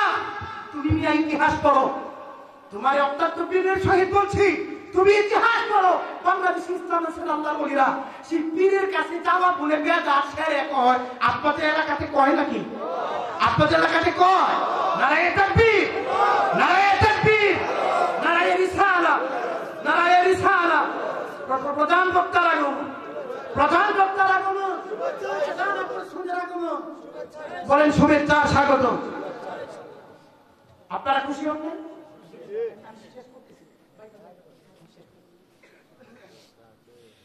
সম্মানিত আমার ভাইয়ের, আমার মুরব্বী বাবারা, তাহলে আপনার আব্বা আম্মার কবর জিয়ারত করবেন। আব্বা আম্মার কবর জিয়ারত করবেন না? কারা কারা আব্বা আম্মার কবর জিয়ারত করবে? আমার নবীর সুন্নাত দুই হাত তুলে দেখাও। নারায়ে তাকবীর, নারায়ে তাকবীর, নারায়ে রিসালাত, নারায়ে রিসালাত। ইয়া রাসূলুল্লাহ, বলেন ইয়া রাসূলুল্লাহ, বলেন ইয়া রাসূলুল্লাহ। হাত নামান। আমরা হচ্ছি আল্লাহর গোলাম, আমার নবীর গোলাম। ঠিক কিনা বলে? কথা বলে ঠিক কিনা? আরে আহলে হাদিসের দল আহলে হাদিসরা ফতোয়া দিচ্ছে যে আল্লাহর গোলাম বলা যাবে, নবীর গোলাম বলা যাবে না। আমি বলি তুই তো মূর্খ, তুই তো বলা যায়, তুই তো হাদিসে করো নাই। হযরত সাফিনা রাদিয়াল্লাহু তাআলা তিনি বলেন আনা মাওলা রাসূলুল্লাহ, ও বনের সিংহ, আমি রাসূলুল্লাহর গোলাম, তুমি থেমে দাও। আল্লাহু আকবার বলো। যখন এই কথা বলছেন হযরত সাফিনা রাদিয়াল্লাহু তাআলা আমি রাসূলুল্লাহর গোলাম, এই কথা বলার সাথে সাথে বনের সিংহ থেমে গেছে। বনের সিংহ আল্লাহর নবীর সাহাবীরে খাই নাই। এই হাদিস কি তোমরা পড়ো নাই? আহলে হাদিস কয় নবীর গোলাম বলা যাবে না, নবীজির গোলাম বলা এটা সাহাবীর সুন্নাত কিনা বলেন? সাহাবীর সুন্নাত কিনা বলেন? হাদিস বুঝে না, মাজাজ বুঝে না, কি বলবো আপনাদেরকে? কি বলবো? এরা থাকলে না বুঝাইতাম। মিলাদ পড়াকে যারা মিলাদ পড়াকে নাজায়েজ বলে, কিয়াম করাকে নাজায়েজ বলে, ঈদ মিলাদুন নবীকে নাজায়েজ বলে, দুই ঈদ ছাড়া আর কোন ঈদ নাই, এবং শবে বরাত যারা মানে না, কবর জিয়ারত যারা মানে না, এদেরকে আপনারা বসাইবেন। আমি মুফতি জুনায়েদ হোসেন সিরাজি আমার ভাইদেরকে নিয়ে বসবো, এদের সাথে বসবো, বৈশাখ যদি বুঝাইতে পারে আমরা তাদের মুরিদ হয়ে যাবো। ঠিক কিনা বলে? কথা বলে ঠিক কিনা? আর যদি বুঝাইতে না পারে আমাদের এদের নিতে হবে। ঠিক কিনা? আর কালকে সকালবেলা এদেরকে বলবেন যদি সাক্ষাৎ হয় সমালোচনা করা ঠিক না কারো পিছনে। ঠিক কিনা? যদি হেলাম থাকে, এলাকাকে যোগ্যতা থাকে, আমাদেরকে বুঝান, আমাদেরকে বুঝায়। আমরা আপনাদের বুঝ মানতে রাজি আছি। আমরাও কোরআন হাদিস দিয়ে বসি, আপনারাও বসেন। ঠিক কিনা বলেন? আমার এই কথাটাই শেষ। আমার ভাই চলে আসছেন শেরপুর, আমার ভাই ছিলেন, এই আমার ভাই সাক্ষী। ফেসবুকে আর ইন্টারনেট সারা বাংলাদেশ ভাইরাল হয়েছে। আমরা সুন্নিরা বলে ফলাইয়া নাই, আমরা সুন্নিরা বলে বাহাসে যাই না। তখন আমরা উপস্থিত হয়েছিলাম, আমরা যারা যুবক ছিলাম আমরা উপস্থিত হয়েছিলাম। আর যাই আদি হেরা বড় বড় সব হয়েছে। একবার কারো বয়স 70-80 বৃদ্ধ, হ্যাঁ, বড় বড় আলেম করাচি পাকিস্তান থেকে পাস করে এসেছি।